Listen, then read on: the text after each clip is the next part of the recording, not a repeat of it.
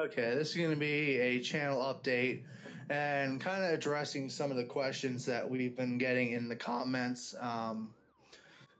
People have been talking about where they're questioning where the POV videos are. There's going to be a pretty lengthy update, hopefully, about the state of the channel, where I plan to take it from here, and what's been going on with some of the content in the videos. To start things out, it's going to be the POV videos. As of December of 2017, a policy was enacted from the fire department that my father runs with, stating that non-fire department members cannot ride in POVs to calls. I'll get more into details of what I think of it, how I see it being not enforced. But to start things out, in December 2017 is when the POV videos came to a stop due to constant complaints from members of the fire department. I'll start off with the facts and get into my personal opinions, but the facts of it is that some people were unhappy with me being in my father's vehicle, filming the response videos. Their concerns initially were that we don't want people seeing, the scene of the accident or whatever we're going to. And the point my father and myself brought up was I was only filming going to the call, which is no different than hundreds upon maybe thousands of other POV response videos out there from various other channels throughout the entire world, not just the US, but in other countries as well. There are POV videos from all different types of departments, not just POV response videos. There's ambulances, police car ride-alongs, fire department ride-alongs. It's all sorts of stuff like that. It's all public view of what's being filmed. On the very rare chance that we go by the scene, it's only for a very short second, and it's no different than what Joe Dirt driving by would see. Just driving by in their regular car. In my personal opinion, me recording the POV videos is a pretty good asset to have. If someone were to hit the vehicle or failure to yield, that video would show evidence in favor of the department or the person or the parties involved. Now, for the policy that was enacted in December, I have seen countless members of the department in their personal owned vehicles with other family members and other people that are not involved in fire service whatsoever with them in their vehicles. And my personal opinion is, it's not being enforced, but the second I would show up in my dad's vehicle, there would be some kind of witch hunt out there about it, and they would not agree with, what I'm doing. They would have a conniption fit about me being in my dad's truck, which, honestly, there's some talk of it there being some insurance policy or something to that nature, that it's some kind of liability for me being in my dad's truck. But, I bring up the point here is I've been riding with my dad to calls for at least over 10 years or more. Before he got red lights and sirens in about 2008, I had been riding with him since I was a little kid. I just feel like, some people weren't happy that they couldn't record videos themselves, but other people were. So it was kind of a witch hunt to try to get rid of my videos. Why all of a sudden now is it a problem after well over 10 years of riding with my father to calls? The POV videos, those weren't new at all. When they were stopped in December 2017, they were already being filmed for over about 2 years and 2 months. I just feel like, and from what I hear from other members and other involved parties, is a member of the department used to film year in review videos for about 2 years. He bought a GoPro and a couple other things for that purpose. and a couple people were unhappy with what he was filming, and he got told that he could not upload what he was recording because it showed too much personal things. You know, there's videos of going into house fires and stuff, and it brings up the point where someone could watch the video and be like, "Oh, well, it's so and so's house. Oh, look at how dirty it is, or look at this, look at that." All sorts of speculation, and you know, it shows too much personal info. Whereas in my videos were just filmed from the dashboard of a personally owned pickup truck responding to lights and sirens. You know, not only is it gives the public a view of what we go through as first responders. You know, maybe someone who's not familiar with the videos will come across it on the internet, will view it and be like, "Oh wow, I didn't realize how much of a delay it put up in the response to someone's call." You know, it's a great public safety asset. You know, it's a great public relations thing. And I just feel like, the policy was enacted because some people were unhappy that they couldn't film, but I could. So from where it stands at this point, there's probably not going to be any more POV videos, at least from my father and I and the departments involved. Now, I'm in talks of getting some ride-alongs with other people I know and some departments, but I'm trying to be in talks with some people who I know, who I could get ride-alongs in their POVs and upload videos from there, as well as maybe some department ride-alongs. But for the time being, POV videos from at least from the perspective that they were filmed before. At this point, they're not going to be continuing. Now, to say that won't change, I'm not going to say that it's 100% not going to change, but more than likely it will not change. So that's where I'm going to end on that subject. Okay, so now we're going to get into the topic of what's been going on between my father and myself and the fire department in general, not just directly the POV videos. So when this was all going down back in December, there was some talks, people bringing up complaints about my father's driving, how he was, in quotes, reckless driving, and how they wanted him charged with reckless driving by the police. Now, the person who suspended my dad from running code to license sirens to a call is no longer with that department. He left and took up a different position at another town, but and nobody else seems to want to deal with the fact that it's coming up on a year now that my dad's been suspended from running lights and sirens on false accusations of reckless driving. They threatened to have it sent to the both police chiefs of both towns, and my father inquired with him, basically with the chief of police at one and another person at another, and they have no record of the videos or anything being sent to them. So, what my concern is, my father enjoyed doing this, but, he brought up the point. He doesn't really miss it much. If no one wants to fix what's been going on, then so be it. In general, they've had all sorts of different complaints about every little thing we do. There are members that complain when I drive my father's vehicle, which has a light bar and siren on it, yet has no physical legal registration between the department and my father. I am on the insurance. It's his own truck, free and clear. So I don't see why members of the department are taking offense as to when I drive a vehicle in my family. They've been trying to put out false accusations that there's videos of myself driving my fire truck. Well, while that is true, yes, I did drive the fire truck in a video.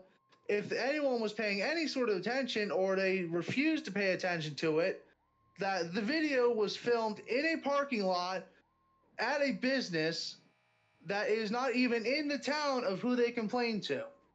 So it's just, I feel as if they're out to, try to ruin what we have built for ourselves. It just seems like they're taking offense to my father and I owning a fire truck. That just seems to me when this all started happening. Numerous other people point out to me, hey, this started when you guys bought the truck. It just seems like there's some kind of envy or jealousy or some kind of, bullshit affidavit or whatever the fuck it is towards my family and I. And I'm not going to stand, other people in my family are just going to sit down and take it how it is, but I'm not going to be one to sit around and, let this stuff happen to us. And they complain constantly when I'm at the calls and stuff filming them. And the fact of it is, with all due respect to everyone else that, like, from the news and other organizations who film and take pictures at fire calls around here, I am the one that stays the furthest away, and I'm the one that stays the most out of the way, but I'm the one that gets the most flack from it. There are countless other people who will get right up in between trucks and right up on the damn scene, and I don't hear a word said to them. There's nothing ever said to them. But yet, I'm the one that stays furthest back because I've been around it long enough to know where and when to not be in their way. But, why is there some kind of, like, general liking to certain people versus me? I've had nothing but utmost respect for these departments around here. But, as of the past years or so, I've completely lost all respect for them. And anyone who tells me, oh, you should just respect them, I'm done giving them respect if they're not going to respect me and my family. If they're going to constantly have this witch hunt out for us, then, why should I give them any respect? And if any of them are watching this, you guys know who you are. And if you guys want me off your damn scenes, then I'll tell you this now. You restore my father's right to run under the bullshit pretense that you took it away. You let me back in his truck because you obviously don't enforce it on anyone but us. And you know what? If you want me off your scene, guess what? Then I won't be filming you guys as much. If there's a house fire, maybe I'll get out of his truck and film. But almost every time I was at a call with him, I stayed in the truck because we were so far away from the scene, there was nowhere for me to take any pictures or anything. Why is it that we get the most flack, but we're the ones that help out? My dad does this as a volunteer. I do YouTube on the side because I make a little bit of money off it. While it's not a whole lot, I'm trying to build my channel up to get to where it makes a bit of money. But, there's this constant witch hunt between members of the department and my family, and I am sick of it, There's certain things that have been going on that should never happen. But, this department has a pretty good reputation throughout multiple counties in this area of being stuck up and thinking they're hot shit because they're paid. You can have all the job titles you want, saying you're a professional firefighter or whatever that. But you know what? You're not professional in the eyes of everyone else when you pull shit like this. But that's just my honest opinion. So, continuing on the subject of about the fire department and stuff, there's been no attempt to have any sort of, actual resolving meeting between my family and the department. And I've tried to say this to multiple members of the department. I have no problem meeting with them, and, sitting down and trying to see both sides' concerns. I want to make my points known, and, I want to hear the other side. The saying goes, there's two sides to every story. But, I want to hear both, and, I want to give my side, and I want to hear their side. It's just no attempts have been made. Everyone goes behind each other's backs, and, it just seems like there's just a witch hunt. Oh, you idiot. And there just seems to be a witch hunt in general. But that's what I'm going to touch up on that topic, and we're going to be moving on to some other parts here. So now we're going to get on the topic of the editing of my videos and stuff like that. So I've recorded the videos. For the most part, I'm the main person who records. There'll be some clips in from friends of mine, as well as, on the occasion, some videos from my channel editor. Now, I am very, very, very excluded from the process of editing my videos. I have a little input on certain videos, but for the most part, I upload my clips right to OneDrive. Most of the time on my way back from the scene, or on scene, or at home. And it gets uploaded into a shared OneDrive folder of various different categories, and my channel editor will put it together, edit together all the clips, add in the radio traffic, which I'll explain here in a second where we get the radio traffic from. And he puts in the outro that the outro was the thing I had the main say in. I put a lot of choice into the music into it, then the clips I chose. But moving on to the radio traffic. So in a couple of my videos, in the earlier ones, you'll notice that almost the entire call had the full radio traffic. That was provided originally from Broadcastify, but now we have moved to a system that is a little bit better at times, since the software is kind of crappy at times. But basically, I took an old computer, we wiped it off, and we put Linux on it. And what that does is we have two USB dongles from Amazon that are plugged into two mag mount antennas, and that is run to a software that picks up my county's P25 Phase 2 setup, picks up all the radio traffic, downloads it, records it, and stores it on a shared website. That's how we get most of the radio traffic now. Now, some of the tones and stuff come from our text pages that we have set up. So probably right about here, I'll be showing a screenshot of the text pages. Maybe I'll include the clips of it. But what it is we have a dedicated radio setup that I bought with my own money that we have set up, and that is also run to a separate software that detects some pre-selected tones that I have programmed. And when those tones are generated, it'll record a clip of the radio transmission, and it will send it out to my phone as well as a few other people's phones who are involved in this. That's how that system works. At home, I have a smart home bulb that's controlled through a Wi-Fi outlet. When certain department tones are set off on the county radios, or the county radio system, my bad, it will light up red in the living room, so I know either A, to turn on my scanner, or B, get ready for the text page that I have set up. Just to summarize here, the POV videos are, at least from what they were, they're not coming back. It's nothing to say that, we might bring them back with other people that I know, maybe some department ride-alongs in the future. I touched on the fact of what's been going on between the department and my family. I also touched on the fact of how our radio traffic works, the editing of the videos. Most of the footage that you're seeing in the background of this was recorded on 5M, which is a mod for Grand Theft Auto 5 that enables multiplayer with mods and vehicle mods and stuff of that nature in a multiplayer fashion. This is a server run by an external group of individuals that I'm a part of. They decided to make the trucks and some of the stuff you'll see in the server. If anyone is looking to join that server, drop a comment below, and we'll send you a DM on Google and go from there. Some other clips you might see inserted may be included from various sources, but other than that.